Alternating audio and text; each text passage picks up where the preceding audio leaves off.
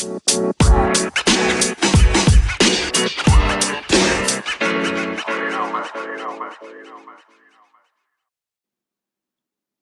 right, everyone. Welcome back to another episode of the Business Blast podcast. I'm your host, Tyler Wagner. Today, I have Scott Schindler with us. He is a business and sports leader proudly from Sawtell, New South Wales, Australia. As the CEO of Renet, he was recognized as a leading Aussie business identity and keen surfer who has won multiple surfing titles. An overview of Scott's life shows an inviolable ability to achieve success in anything he pursues. So welcome to the show, man. Hey, great to be here. Grateful to have you on. So, Scott, the first question we ask on the show is, what is the best story from your life that has an underlying valuable message? Oh, look, I've had so many things happen that have been good. Had some not so good things happen. So it's probably better and easy to just give you one of my underlying messages, which is, every disadvantage has the seed of greater or equivalent advantage. So, I've learned to look at every situation as an opportunity, all the good things as well as the things that didn't go quite as well as I would have liked. So every disadvantage has the seed of greater or equivalent advantage. That's the message. And then what is the most valuable piece of information we should know that's within your expertise or industry? Well, if I look at the industry of Renet, so I started Renet back in 2000, call it the turn of the century. And, when cloud-based services didn't exist and, software as a service didn't exist, but, IT has so many opportunities. That's probably the best thing about IT. There's just so much, especially in today's day and age. And if you believe you have a product and can achieve growth and success with it, then go for it, is my message. What makes most IT products unique is the person behind it, not the code itself, but the person pushing it and driving it and their ideas and their motivation that makes most products work, So the coding's great. But if you're in IT and you've got a belief you've got something unique and something's going to work, it probably will. Yes. And then what is your best piece of overall business advice? So not necessarily industry specific. Yeah, look, I like to talk to business owners now. I do a bit of mentoring and business coaching since I've exited out of the business. And my number one thing has always been focus and set goals and set them regularly.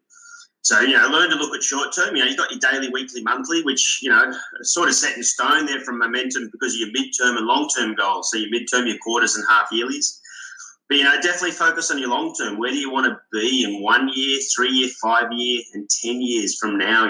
What sort of person you want to be? What business do you want to have? And how do you want that to look? And then that helps you bring back to those short-term goals. So get used to setting short-term goals and set them regularly and make sure they fit into your long-term goals as well. So, and the only other piece to do with goals for general business advice is to set action-based goals rather than results-based goals. So as a silly example for that is, do an extra phone call every day for a sales lead or, extra appointment a week. So set action-based goals and they will lead to results anyway. And then if you could give your younger self one piece of advice, what would that be? Yeah, believe in myself. So if I had my chance to do it all again, look, I'm a proud D-class student. So in Australia, that doesn't mean I'm very smart at all. But what it was I learned when I got out of school, there was a lot more education to be had other than what the schooling system had. So I started to learn a lot more after school and I started to read books. I started attending conferences and I started learning in other ways and I became very knowledgeable after school. So as a younger person, believe in myself, So schooling wasn't the only education in the world and there's lots of stuff to learn and improve yourself as you grow and go on your journey. Mm-hmm. And then kind of going a little bit down a different path here. In your opinion, what is the key to happiness? Yeah, look, I had a midlife crisis about 27 years old where I wasn't that happy or healthy and I was working really hard and I was setting myself up. So I was pretty happy with where I was, but I still wasn't happy about my balance on healthy, wealthy and wise. So for me, the key to happiness is that balance. Stay healthy and look after yourself. So be healthy, invest both financially, so that way you've got investments in the future and invest in your mental health as well. So, and the other thing is, read a lot, listen to others, connect and engage with like-minded people. So definitely strive to be healthy, wealthy and wise is the key to happiness in my opinion. And then what is the best book that you've read, and what was the number one thing you learned from that? The book, I've read lots of books, but one line or one paragraph out of one book changed my life, and that was Rich Dad, Poor Dad by Robert Kiyosaki. And basically, my words now, not his, because I haven't opened up the book to find the line, is there are either investments or liabilities. So something either makes you money or it costs you money. So I just focused for the last 20 years on things that made me money rather than cost me money. And that's how I managed to retire, from business at the age of 46, was because I invested a lot as well. Yeah, man. Dude, that's awesome. 46? That's badass, man. Thanks. And then what is your favorite quote and why? Well, believe it or not, in 1999, I got a plaque made up to put on my office wall, and it has 3 quotes on it. So I'm just going to read you these 3 quotes. Mm-hmm. So this is the philosophy I had moving forward. It was what I believed in at the time anyway, so it wasn't new to me. But these 3 quotes I had on my office wall. 1, give a man a fish, feed him for a day. Teach a man how to fish and feed him for a lifetime. 2, do unto others as you would have them do unto you.